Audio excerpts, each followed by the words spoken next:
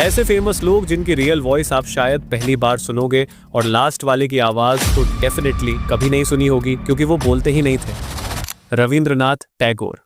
जनगण मन अधिनायक जय हे भारत भाग्य विधाता।